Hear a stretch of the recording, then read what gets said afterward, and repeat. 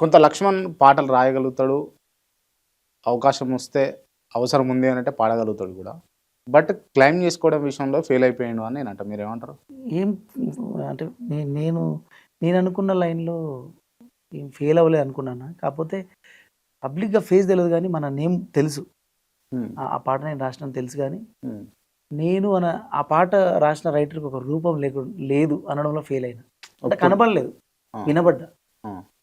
పేరుగా వినబడ్డా గానీ yeah! Bullet బండి లక్ష్మణ్ అంటే తెలుసు. అవును. అవును. తెలుసు. మోస్ట్‌లీ తెలుసు. అవును. బట్ మీ ఫేస్ కనబడదు అని అంటున్నాను. ఆ బ్యాక్ ఎండ్‌లో ఉండడానికి రీజన్ ఏంది? అంటే అన్న నాకు యాక్చువల్లీ ఫోక్ లైన్‌లో అయితే అందరికీ తెలుసు. హ్మ్. ఫ్రంట్‌లో ఉంటాను. హ్మ్. పొలిటికల్ లైన్‌లో ఇది పెద్ద వ్యవస్థ కదన్న. పబ్లిక్‌లో అంటే నాట్ ఓన్లీ పొలిటికల్ లేకపోతే హ్మ్. ఫోక్ ఇండస్ట్రీ అవును. అంటలేను. అవును. మొత్తం పబ్లిక్‌కి తెలవాల్సిన అవసరం లేదని అనుకున్నావా? అవసరం లేదు అని అనుకున్నావా? అంటే ఆహ్, అవసరమే అన్న. కాకపోతే నాకు కొంచెం చెయ్యి, బిడియం ఇవన్నీ ఉంటాయన్న. హ్మ్. కెమెరా ఫ్రంట్‌కి వచ్చి మాట్లాడలేను. హ్మ్. ఇప్పుడు మీ ఇంటర్వ్యూకి రాకముందు కూడా చాలా ధైర్యం చేసుకొని వచ్చినాను. హ్మ్. అంటే కాంతన్న అనే ఆరాకు నేను అంటే దూరంగా ఉన్నప్పుడు భయపడ్డాను. హ్మ్.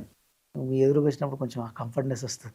హ్మ్. అంటే నా ప్రాబ్లమ్ పెద్ద ఆత్మ విమర్శన నేను. హ్మ్. మనం ఏం చేసినాంలే అనే ఫీలింగ్ ఉంటది. హ్మ్.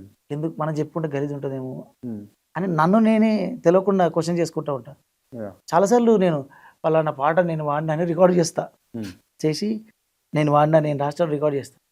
బయట పెడితే ఎవరేమనుకుంటారు గలీజ్ ఉంటుందని డిలీట్ చేస్తా. ఆ! ఇట్లా తెలవకుండా నాతో నేనే పెద్ద అంటే నా ఆత్మ విమర్శ అనేది పెద్ద నీకు నువ్వే శత్రువు అన్నట్టు ఈ లెక్క శత్రువైన చూస్తే. నన్ను నేనే ఆపుకున్నా పాపం. ఆ! ఫ్రంట్ వాళ్ళని అందరూ కోరుకుంటారు గానీ, హ్మ్. నన్ను నేను ఆపుకున్నా. గలీజ్ ఉంటదేమో, ఓవర్ చేస్తున్నానేమో. ఎక్కడ మీది? ప్రాపర్ ఎక్కడ మీది? మాది ఇక్కడ షాద్ నగర్ అన్న. ఆ! కేశవపేట మండల్ ఆ! నిడదవెల్లి విలేజ్ అన్న. ఆ! అమ్మ నాయన లక్ష్మమ్మ జంగి వ్యవసాయ కుటుంబం. వ్యవసాయ కుటుంబం. రైట్. మీరు మీ బ్రదర్ రామ్, అవును. రామ్ లక్ష్మణ్ ఇద్దరు ఇండస్ట్రీలో ఉన్నారు గదా! ఫోక్ ఇండస్ట్రీలో అవును. ఉన్నారు గదా! అవును. నేను విన్నది ఏందంటే మీ ఇద్దరు క్లాష్ అయిందని విన్నా. నిజమేనా? లేదన్న. కొట్టుకుర్రా? తిట్టుకుర్రా? ఏమన్నా అయిందా? అసలు ఏం జరగలే అన్న. హ్మ్. అత్తగారింటికని ఒక పాటుంటదన్న. ఏం పాట? అత్తగారింటికి. ఆ! ఒకసారి పాడు. ఆ పాట పాడవా? నువ్వు నాకు కానరావే అని ఎవరి కంట పడకుండా నేను ఎళ్ళిపోతున్ననే నువ్వు నాతో మాటాడలేవే అని ఎవరితో మాటాడకుండా నేనెళ్ళిపోతున్ననే నువ్వు ఈ లోకంలో లేనే అని నేను ఈ లోకాన్ని వదిలేసిపోతున్ననే నువ్వు పువ్వులు జల్లుకొని పోతున్నవే పోతున్నవే అత్తగారింటికి అత్తగారింటికి.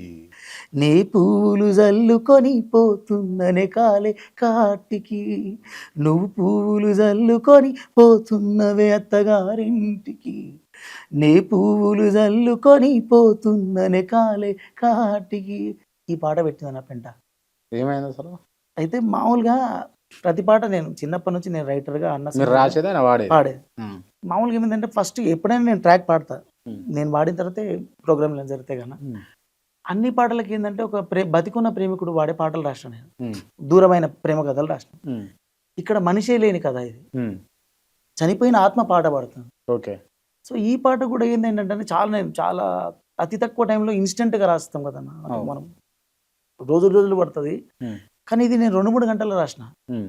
ఆ పాయింట్ డిస్కషన్‌లో నాకు పిచ్చ హై వచ్చిందన్న. హ్మ్. నిజంగా నేనే చచ్చిపోయినా, నాకే అంత్యక్రియలు జరుగుతున్నాయి హ్మ్. అన్న భావనతో రాసిన.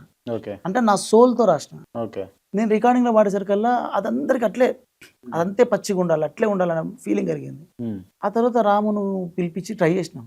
హ్మ్. ఎంత ట్రై చేసినా సింగర్ వాడిన ఫీలింగ్ వస్తుంది తప్పితే ఆత్మ వాడిన ఫీల్ వస్తలేదు. హ్మ్. అదొక ఘోష కదన్న. హ్మ్. లోకం దాటుతున్నోడు తత్వం చెప్పిపోతున్నాడు హ్మ్. బతుకు గురించి. హ్మ్. సో, అది నిజంగా చచ్చిపోయి అయినోడు మాట్లాడిన మాటల్లా లేవది. హ్మ్. అప్పుడు రామే ఉండన్నాడు. అది చాలా చాలా చాలా ఫ్రెండ్లీగా జరిగిందది. హ్మ్. ఇది లక్ష్మణ్ పడితే తప్ప ఎవరు పడినా రాదు. హ్మ్. లక్ష్మణే వాడాలి అని చెప్పి రామే ఉంచిన వాయిస్. హ్మ్. అది బయటికెళ్ళి ఫ్లాప్ అయినా బావుండు. హ్మ్. అది హిట్ హిట్ అయిపోయింది. అయిపోయింది. హిట్ ఎట్లయిందంటే 100 మిలియన్‌లు లవ్ ఫెయిల్యూర్ రీచ్ అవ్వాలంటే 3, 4 నెలలు పడతది. హ్మ్. కొంచెం టైం పట్టేదన్న. 1 ఇయర్ పట్టేది. ఆ! అంటే ఒక సెక్టార్ ఉంటది కదా! అది. ఆ! చెప్పుకోలేని పబ్లిక్‌లో ప్లే చేసే పాట కదా! ఆ! సెల్ఫ్‌గా ఒంటొంటిగానే వ్యూవర్‌షిప్ అంటే తక్కువుంటది. ఆ! ఈ అత్తగారింటి అనే పాట సావును జనాలకొచ్చి సెలబ్రేషన్ చేసుకోరు. హ్మ్. రోడ్ల మీద పెళ్ళిళ్ళలో ప్లే చేసేసుకోరు. అంటే హ్మ్.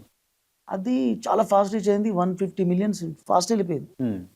వెళ్ళిపోవడం వల్ల రాముని పక్కన పెట్టేసి నన్ను క్లాస్ రేజ్ అయ్యి ఓకే. నిజంగా పక్కకి ఏం పెట్టలేదా మరి? లేదన్న ఇప్పుడు అసలు? చూడండి అన్న నేను కలిసి ఇప్పుడు నెక్స్ట్ ఒక 50 చేసినాం మళ్ళీ దాని తర్వాత 50 ఆల్బమ్ మరి ఎందుకు ఈ అంశం ఉందా? అంటే మీ మైండ్‌లో ఉందా? నేనే ఫస్ట్ అడిగినా. మీరే అడిగారు అని ఆ? ఏదన్నా ఇది అంటే మీ ఇద్దరు క్లాష్ అయిందన్న మార్కెట్‌లో ఉందా? నేను అడిగినా. ఉందన్న ఉన్నది. ఎవరు అడిగినా అదే అంటారు రెండు రాష్ట్రాలు ఉంది. రెండు మరి రాష్ట్రాలు ఎందుకు ఒక అంటే దానికి ఒక క్లారిటీ ఇవ్వలేకపోతారు?